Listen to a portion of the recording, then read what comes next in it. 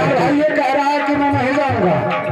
नैना मिला के मुझसे नैना मिला के, नैना मिला के मुझसे नैना मिला के, रहे परदेसिया मुझसे नैना मिला के।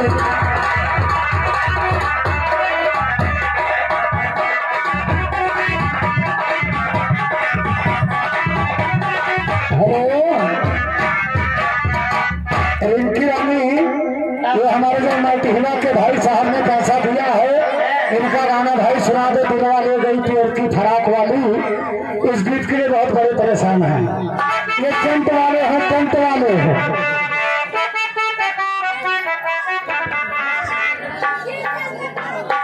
हाँ।